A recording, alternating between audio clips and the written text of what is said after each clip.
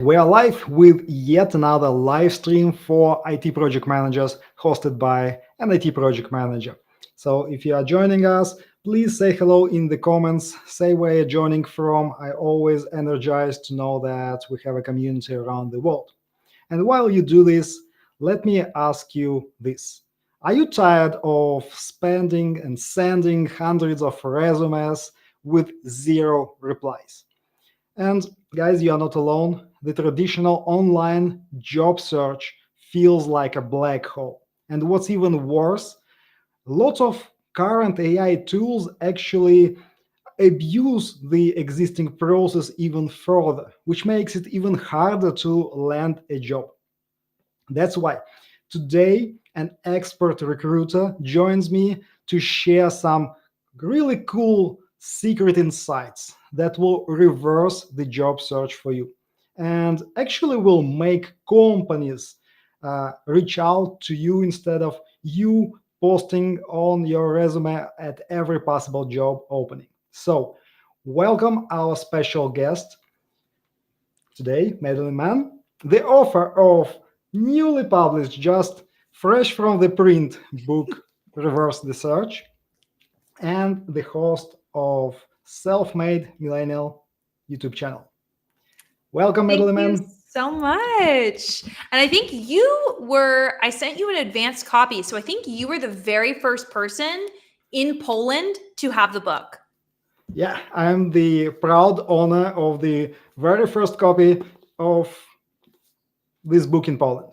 And most probably one of the first person who read the book in Poland.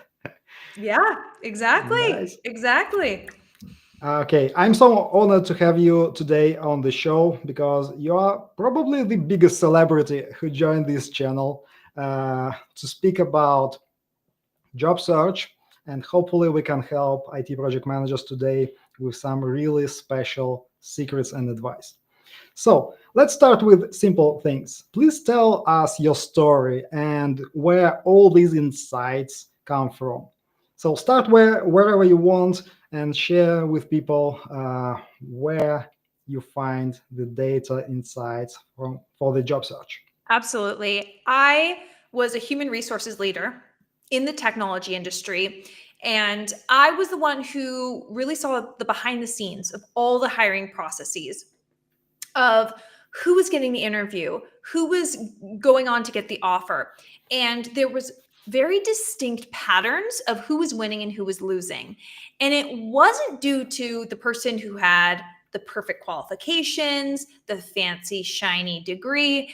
It was other things that I said, wow, these are things that are really moving the needle. So I took to YouTube. I started posting on YouTube videos of these insights. And the interest in these videos of them being so specific and insightful and also modern to the tech industry, to what people needed in that time, really led it to being highly successful.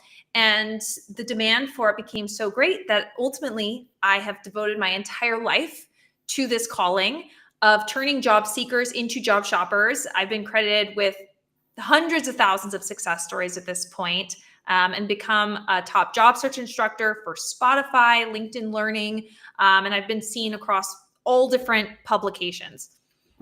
Oh, wow, nice. So lots of hands-on experience and access to real life data, real life people and processes. That's great. That's what we share on this channel. So you've worked in HR and recruiting for years. So what were some biggest mistakes that you saw job seekers make? And how did these experiences inspire the reverse the search? And by the way, while reading the book, I noticed that there are a lot of mentions of project managers and project management jobs. Thank you. Uh, if you can, if you can come up with examples specifically tailored for leadership roles, that would be great. So, what are the biggest mistakes you saw? Yes, I've hired a lot of project managers in my career at the companies I've worked for. And especially, I've hired a lot of leaders. And so when I think about, let's say, the top three mistakes I'm seeing, especially these project management leaders make, is first of all, it's not easier to land a job to aim lower. That's one thing I've seen a lot of people think is, okay, I'm not getting a lot of traction in my job search. What if I aim a level lower? Because then I'll be super qualified for that. So then it'll be faster to get that opportunity. It's actually easier to land a job that's a little bit higher than what you're reaching for than a little bit lower. So I encourage all of your leaders to stretch a little bit, to be open to that role that's a level up from what they've been doing, because that can often be a really great opportunity as long as you're positioning yourself properly to land that role. The next one is, especially for leadership roles, the job search is not a numbers game. When it comes to leadership roles, we really want to move away from this mass applying approach of just trying to spit out as many resumes as possible, and instead measure your job search in interactions, not applications. With a lot of these leadership roles, they're not even posted online. A lot of them you learn through your network, you are discovered through a recruiter, those types of things. And so that's something I talk about a lot in the book, is ways that you can unearth these opportunities. And then the last one is this idea that you need more education. Oh, I need another degree to make it to the next level or whatnot. I think that education can be very helpful for you to help speak the language, especially if you're kind of transitioning either like even within the project management field to a different type of project. Maybe you want to speak that new industry's language. That can be great. But as far as thinking that your education is going to be the thing that makes you pop and stand out, that's not the case. It's more for you to build that foundation, build that confidence, but it's really your experience and relationships that's going to make all the difference. All right, I see. Yeah. And I can totally relate to that because, again, in my mentorship programs, almost all people who come to me, they are like, I'm a project manager. I try to get a job of a project manager, improve my skills, all this good stuff. But almost always the case, I say, no, you are already a program manager. Moreover, you are a senior program manager. Go get that job. You have everything on your resume already. So nice. I really like this. And by the way, what I like about the book is that you paid close attention to limiting beliefs. That's another thing that we work in the mentorship program as well. You break the beliefs by explaining why you shouldn't do these things that are common knowledge. That's the biggest benefit, because actions are not that strong if you don't take action, if you don't believe in those actions. And this is the powerful transformation, I would say, idea. All right. And let's then dial into this transformational idea. You introduced the idea of becoming a job shopper instead of job seeker. Can you explain what it is and how to shift our mindsets to this idea? Yes. So many of us are stuck in this job seeker approach where we need to shift to being a job shopper. So I'm curious, for those of you who are here, those of you in your audience, put yes in the chat if you have heard of companies who have gotten to the end of the hiring process and then hired no one. Okay. This has happened to a lot of us. And maybe it's also happened to people you know, and it's happening more commonly today. And the reason that happens is because companies are terrified that they are going to make the wrong decision. And anyone who has done enough hiring knows that you should hire slowly, and that it's better to not hire anyone at all than to hire quickly and pick the wrong person and then have to undo everything. So if a company is that cautious about making the wrong decision and risking, additional weeks and months of not hiring someone, the flip side is also true. That if they find the perfect person with the right skills, the right attitude, the right personality, they are going to move mountains to get that person. They will wait several weeks to make sure that person gets in. They will add a little bit of money to their budget if that's what it takes. They are going to try to convince that person to join because they are really looking for a specific person, and that person made them really confident. That person is the job shopper. And that is how this whole mentality works, is if you're able to position yourself as that irresistible league of your own candidate, companies will start competing for you. Nice, nice. So we will discuss now, we lay the foundation. Now we'll discuss some technical ideas from the book that will help people get from job searchers to job shoppers. Before we go into that, I want to give shout out to some people in chat. Rodney, hello. Glad to see you here. Rodney is one of my students. Hey, hope you will find something interesting here. So guys, say hello, and if you have any questions, feel free to write them in the chat. Either me or we together will answer these questions at the end of the interview. And now I want to get to the practical insights.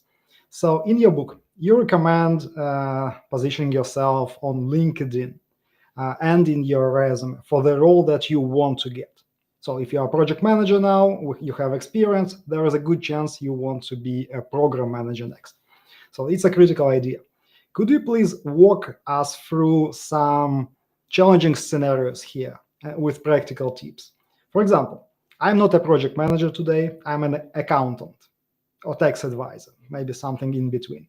I want to become an IT project manager. What should I do in terms of my LinkedIn, in terms of my resume? So if you're an accountant and you're looking to be a project manager, there's a few things here. So I would say that you want to do a skill gap analysis of understanding, do I have the skills? If I take a job description of that project manager role, what have I done? And what are my skill gaps? Because let's be real, I have helped thousands of people transition careers very successfully. But those people, even though like an accountant can be a project manager, but there needs to be that skill set there.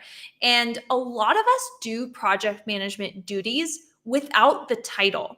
And so if you unearth that expertise and you look at these job descriptions and you say, wow, I actually have built these skills, then we're cooking. Okay. And if not, then I want you to start building those skills. I want you to build personal projects. I want you to do pro bono work for small businesses, whatever it takes. Okay.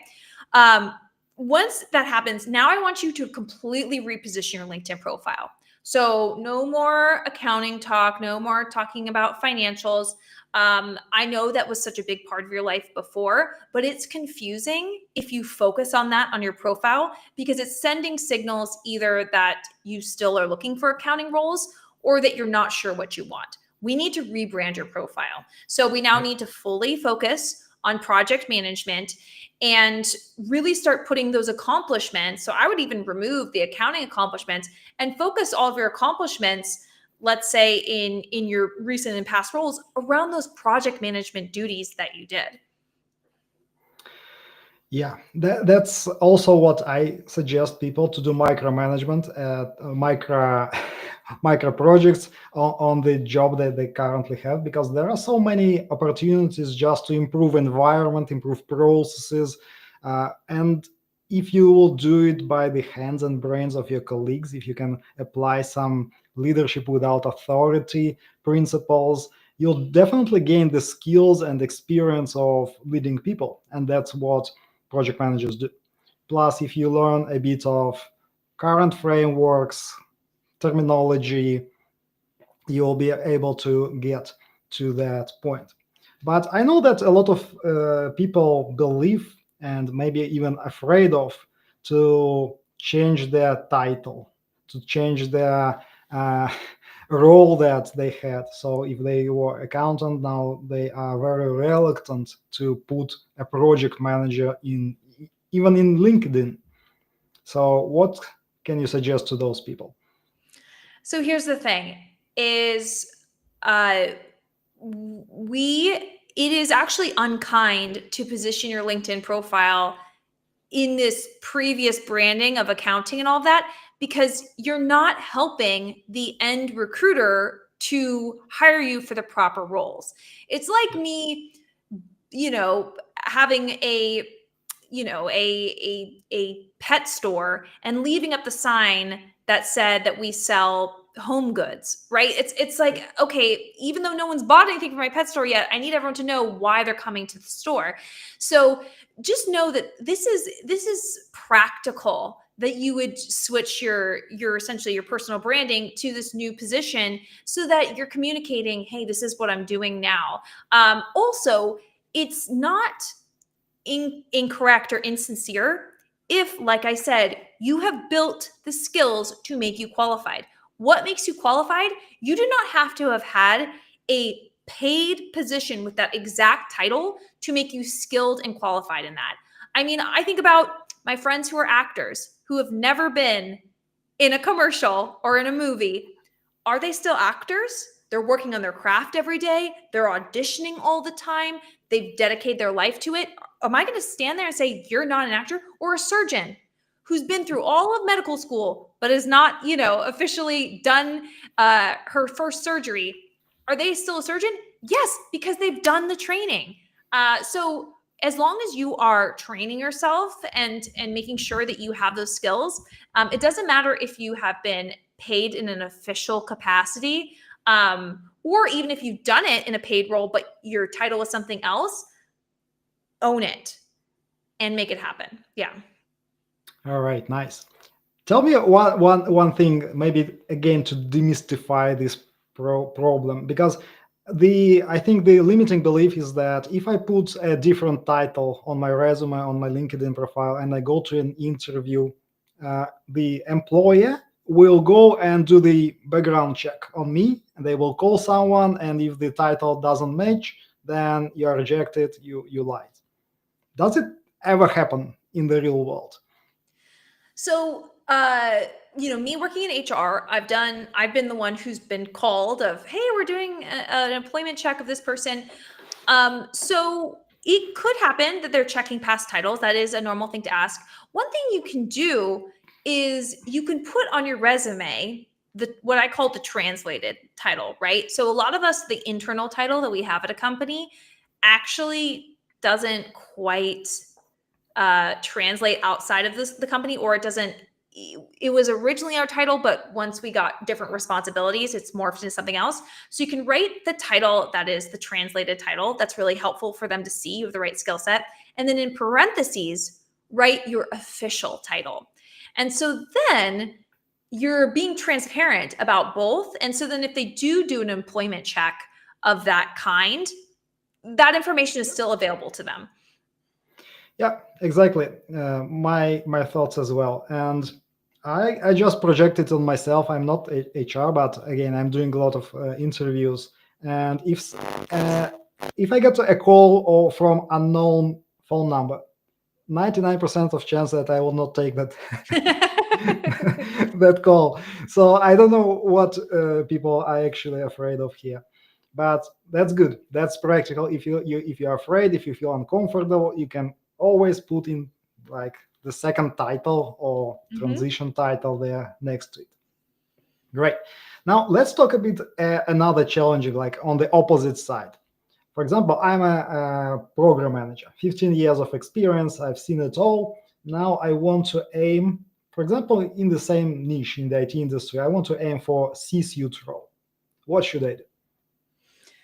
So for C-suite roles, we definitely want to elevate the way you talk about yourself on your profile, talking about your people management abilities. Again, looking at that job description and really seeing, are there any gaps between that C-suite position and where I'm at now, and really start elevating the way you're communicating about, quantity of projects and programs managed, teams managed, those types of things, using the word leader more often, and those types of things, as well as you definitely want to lean more on networking when it comes to these C-level roles. A lot of them don't appear online. Some of them do, but a lot of them don't. And you could even go to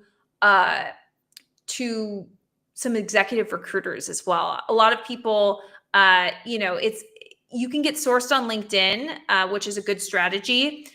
But once you get to the C-level, having these relationships with these executive recruiters can be quite great to get in the rotation of some of these companies. Now, I want to remind you that these executive recruiters work for the companies. They don't work for you. People think that executive recruiters like represent certain C-level executives. And in some ways they kind of do because they'll shop them around. But in the end, they're getting paid by the companies. So just don't think that they're just going to serve you. You definitely need to take action on your own. Nice. All right, that's a great segue to networking. And this is a very interesting topic, even for me. Because in the book, you share a lot of great insights and tactics, very practical, that you can implement in any environment, in LinkedIn, through emails. That's super powerful.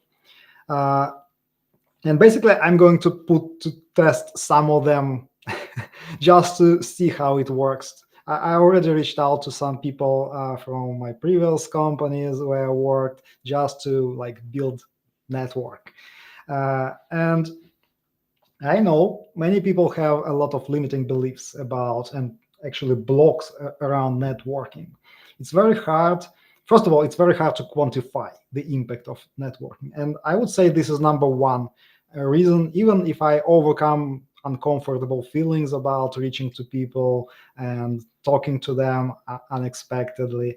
So can you shed some light from your experience?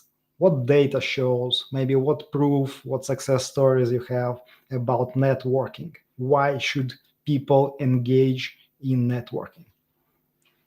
People will say, Madeline, I can't network because I need to land a job faster. I don't have time to network. And when really the statement is completely opposite. You need to say, Madeline, I need a job as quickly as possible. That's why I'm networking. Because networking is actually the fastest solution to land a job. And working with my clients, that has proven itself time and time again. And I posted something about networking the other day on my YouTube. There's like, the community feed.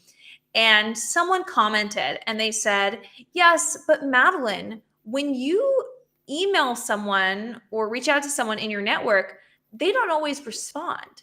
And I said, if you think that networking is getting 100% response rate, you are so off base. If you are getting a 20% response rate, I would say you're doing a good job.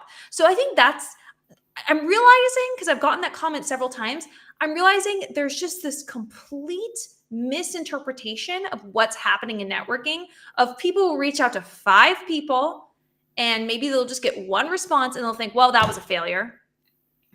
Excuse me. First of all, that's such a small number of people. You were okay with sending 100 applications, but you only sent 5 emails. Like, what's going on? And the 20% response rate is phenomenal. And the final thing I'll say on this is start thinking about value you can add to people's lives. There's a whole part in Reverse the Search about 60 seconds of value, which is really the idea that you don't need to be in a higher position than someone to add value to their life. You don't need to do something that's big and a grand gesture to help someone. It could take you 60 seconds. And once you start adding value to people's lives, you'll realize that networking is quite fun because you don't feel that weird feeling of, ooh, am I a taker? No, it actually feels quite good. I don't know about you, but I think most people feel really good about helping others. And so by taking that kind of service mentality, you are going to make so many more relationships and it's going to feel so much better. All right, nice. Okay. You convinced me. I have never done networking. I can speak for most of people here, and if you're not the one, please let us know in the comments if you do networking. So I haven't done networking intentionally ever. Like even with my colleagues, previous colleagues, we didn't speak for years, for example. What's the first step should people do to get started? Yes. So I think you should never feel awkward about getting back in touch with someone, especially if you haven't talked for years. I can definitely think of a lot of amazing coworkers that I really cherish our time together. But yes, we haven't talked in a while. And so really, it's first about noticing them. So I think what a lot of people do when they're networking is they tend to make it about themselves too much. Or even I remember a few months ago, I I got an outreach from someone who I was very, very good friends with at work, but we hadn't talked since. And her message to me was so like cold and professional. She was like, "Hello, hope you are doing well. I'm looking for a job and I need to meet this person. Can you please facilitate, an introduction?" And it felt like it was like, no, hey, here's what I've been up to. I'd love to hear what you've been up to. I'm on the job. I know you've made this amazing career out of helping people on jobs, and I saw you're connected to this person. Hope you're doing well. Are you still in Santa Monica? Blah, blah, right? Yeah. And so I think we sometimes forget to be human.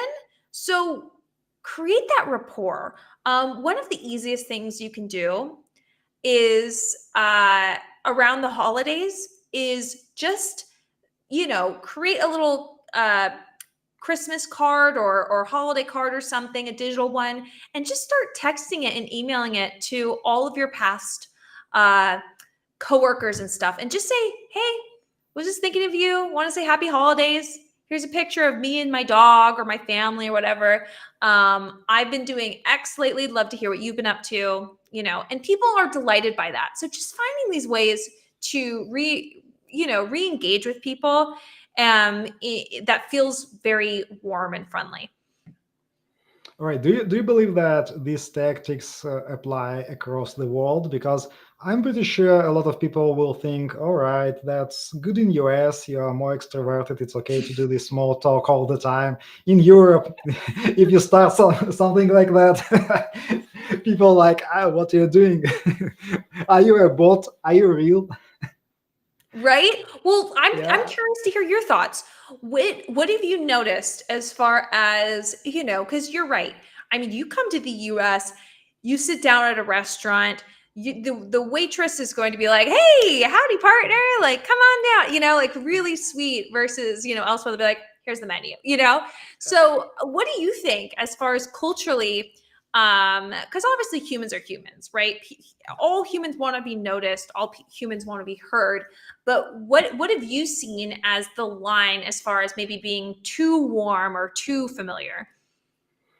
Well, I should say that people in Europe, I don't want to generalize, but I think most part of the Europe, you will have to do a bit of more warm up, like hey, hello, how have you been doing, and all this stuff. It would take more time and maybe less push. For example, I would not suggest to write out to a person that I haven't spoke for some time and ask them to get on a call.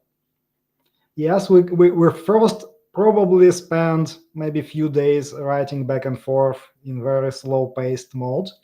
Later, if we are talking and the conversation starts, yeah, then I will say, okay, let's maybe just sit on a meeting and talk through these ideas together. But jumping right into that, most probably not. And I would say there will be a lot of weird situations where you will write a person and they like, yeah, okay, like, glad to hear from you, but it's silence. And Mhm.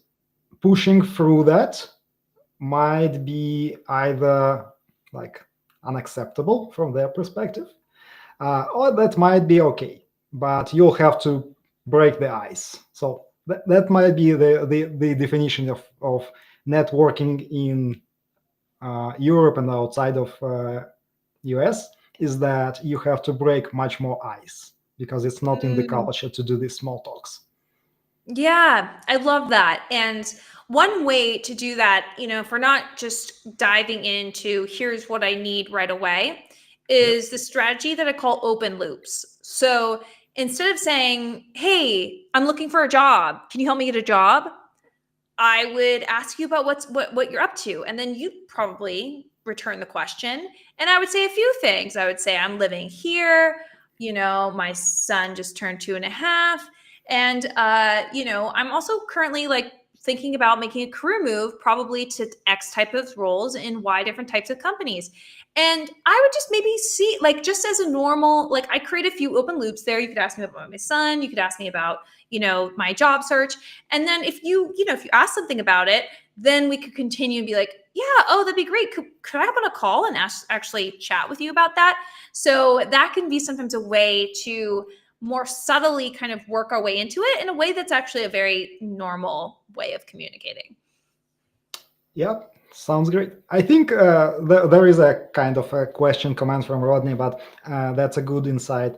So would you do different networking with your peers or friends, colleagues versus recruiters? So yes, I would. So if it was a recruiter who I don't actually know, but I'm networking with them, recruiters, you want to be a bit more to the point with them. Their job is to hire people. So you don't want to really beat around the bush of hey, how are you doing? How's it going? No, you actually want to be like, hey, I saw this open role. Here's the link to it. Here's how I'm qualified. Are you the best person to contact? Should I contact someone else? Because I know my application can sometimes get lost in the shuffle. Being a bit more direct is good. And recruiters do, when you message them, they go, oh, who is this person? Boop, clicked your LinkedIn profile, or boop, went to your resume in the database. Oh, and if you don't hear back from them, that's usually maybe one, because they're just busy, but two, maybe your LinkedIn profile or your application just simply wasn't good enough. But what was good is that it's now so much more likely that someone has seen your application, because that's the issue, is that so many of us are applying to roles where our application is never being seen or never being seen in time. So yes, I'd be more to the point with recruiters, because they just, they want to hire people as quickly as possible. So you're actually helping them. And then you can be a little bit more colloquial, kind of have more of the conversation you and I were just talking about, to someone who would be a peer or someone you know. Yeah, exactly. I feel this is the challenge people might feel, like how I would approach recruiters, because most probably I want to reach out to more recruiters. What's your suggestion about the ratio between networking with peers versus recruiters? Should we focus on recruiters only? No, I definitely would. I'd probably focus on recruiters the least amount. For the reason being, if we're looking at people who have the most crowded inboxes, recruiters. So what I talk about when I talk about targeted networking is the best person to reach out to is the person who's most likely to respond. Now, that could be the lowly intern. Don't think that that networking with the intern is a bad idea. If they went to your alma mater, or if you guys are both from Poland and you want to connect on that, or whatever it is, go for that person, because they are in the company and they know other people in the company, and they can also refer you. So really go for the person who's most likely to respond. The recruiter is not necessarily that person, though I'm not saying don't network with recruiters, but I would say prioritize whoever you have the most in common with, whoever seems like they would reply the most quickly. Nice. All right. I'm pretty sure we just scratched the surface of networking. And guys, if you want to dive deep, I can strongly recommend this book, because I already read it. As we started, I was the first person to read it in Poland. And there are so many practical hands-on tips on how to network in LinkedIn. Again, if you are a project manager, and especially if you are in IT industry, you should definitely be on LinkedIn. And there is a link below this video, no matter where you watch this, or you can find this by title, and you can get the book and learn all these great tips there. So I want to actually tease people a bit to do that. Maybe you can share some success stories from someone who used to be a job searcher and became a job shopper who stands out from your experience? So I've had a lot of project manager clients.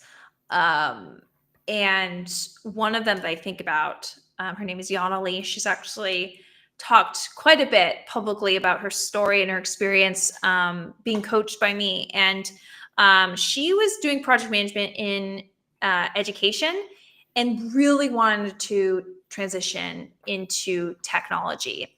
And really, what was so cool was that through these job shopping methods, she started getting sourced by companies before she'd even made the career transition. So if anyone's unfamiliar with what the word sourced means, it means that recruiters were finding her and asking her to interview with them. And so when she joined my coaching program and started doing job shopping, she didn't apply to a single other job. And she's had several jobs since she got coaching with me. She's still to this day has not applied to a job. It's all really been these companies finding her or her getting referrals into these businesses. And so she ended up landing a role that I think was like a $40,000 salary increase, like a life-changing amount of money. And from there, one thing about job shopping is you can really set your standard really high, even from the moment you're hired. And so when I was coaching her, I was able to coach her into how to get a salary increase within 4 months. So she also got that salary increase within 4 months. So now it was, I don't know, something like a $60,000 salary increase from before. And then within another year, she gotten sourced again. And she had then at that point tripled her salary from when I'd met her. And this is all to say, like, this is possible for you if you know how to position yourself and are really understanding that you have transferable skills. You can be sourced for these things. You can be referred for these things as long as you are putting in the right skill sets and moving away from these busy behaviors and to these more high impact behaviors in the job search. All right, that sounds exciting. And this kind of brought me an idea, and I want to know your thoughts about it. Because if we get into this job shopping mode and people start to reach out to us, what's your take on jumping from job to job if you get better job opportunities in this situation?